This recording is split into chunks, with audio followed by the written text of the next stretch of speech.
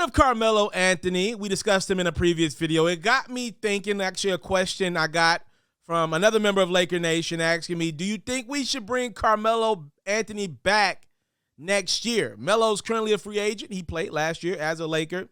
And to be honest with you guys, I was not a fan of signing Carmelo Anthony for my Lakers. I got to be real with y'all. Melo exceeded every expectation I have for him, especially the first couple months of the season. I mean, he was lights out from the three-point line. I never expected that from Melo because he had been a high-volume shooter throughout his career, but he misses a lot of shots. I mean, in that catch-and-shoot role playing off of Westbrook and LeBron, he wasn't that bad, especially the first couple months of the year. Now, when the season went down the drain, obviously at that point in time, Melo's game, it kind of went down the drain as well with the rest of the Lakers. But it wasn't his fault. Out the gate, he came prepared to shoot the basketball. So people are asking me, should we bring Carmelo Anthony back? And despite him getting off to a hot start, my answer is going to be no, y'all. I don't think the Lakers should bring Melo back, and here's the reason why.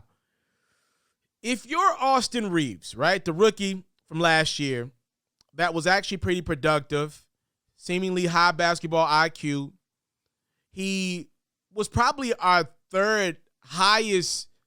He probably was our third best defender last year. Now, that doesn't say much because that Lakers team didn't defend well at all. But if you think about it, Austin Reaves played very hard, probably played as hard as about pretty much 85% of the guys on that Lakers team. Here's the thing. When Austin Reaves walked into training camp last year, he was met at the door by Rajon Rondo, who started the season off in L.A., Russell Westbrook, Dwight Howard, Carmelo Anthony. These are all four guys past their prime, but in their minds, they still believe they're the best player on the court. All right?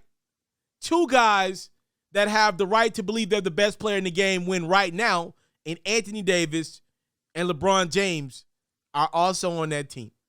So without even thinking about the Lakers roster last year, I just gave you 6 guys that Austin Reaves had to walk in the door and be met with. This is not NBA 2K, ladies and gentlemen.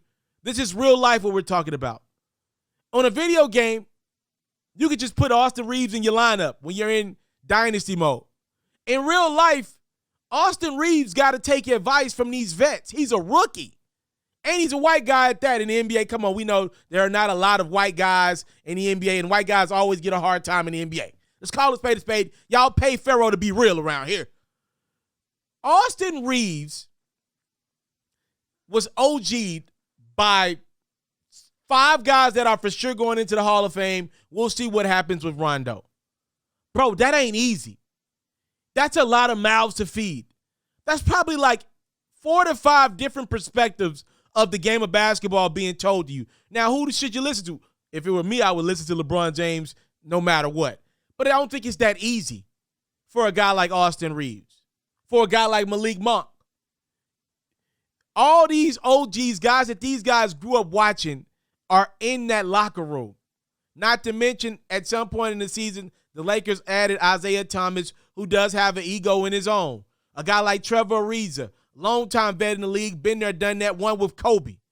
Right? Like, these are guys that just, you got to give it up to them. DeAndre Jordan has been around the league for a nice minute. You got to give it up to these guys. That's too much. Nice pass to Carmelo for the bucket. So, yes, I like the production of Carmelo Anthony last year. But, no, I don't think I don't think you can risk it. You can't. It's too costly if it's going to hurt one of these young fellas. If in the back of Austin Reaves' mind, he already knows he's got to find ways to automatically get Anthony Davis to rock whenever he needs it, automatically get LeBron James to rock when he needs it. And, hell, right now, since Westbrook's our starting point guard, you got to give Westbrook to rock when he needs it. But to add to that, guys that believe they should still dominate games, like Dwight, like Melo, and I like Dwight a lot last year as well. He's one of my favorite Lakers over the last few years. But it's a lot, bro. It's a lot. Melo, it's a lot. These are some of the biggest egos, some of the most popular athletes we've ever seen. That is a lot to acquiesce to as a rookie when you play harder than most of those guys do on defense. You don't need that in the locker room.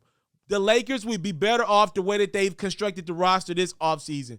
Going and getting the Juan Toscano-Andersons, the Lonnie Walkers, guys like that who, to the eye, you think, nah, I'd rather have Carmelo Anthony. But if you actually watch basketball, you know that Juan Toscano-Anderson is a better player than Carmelo Anthony. He just is. He can't shoot like Melo, but he's just a better overall player and better for a roster if you're trying to win a championship in 2022-23. So I liked what Melo did. I couldn't believe how hot he got off starting shooting a three-point shot to begin the season last year. But if you're going to potentially bring back Dwight, or if you're not going to be able to move off Westbrook, and if you're planning on bringing in Kyrie, I mean, you just cannot have these young guys around that many egos. That's just too much, especially a guy like Austin Reaves that seemed to be well-mannered, all that great stuff, that ain't going to go back and forth with these dudes. That's too much for anybody. Even a combative dude ain't going to last. If I walk into the door and Rondo is there, and Bron is there, and AD is there, and Melo is there, and Dwight is there, Westbrook is there, that's just too much. No, bro. You got to bring down. The production just is not worth the value on a minimal deal for a guy as popular as Carmelo Anthony. I don't want the brother to retire. I hope somebody picks him up. But for the Lakers, and also, you got to think Melo's got LeBron's ear and vice versa.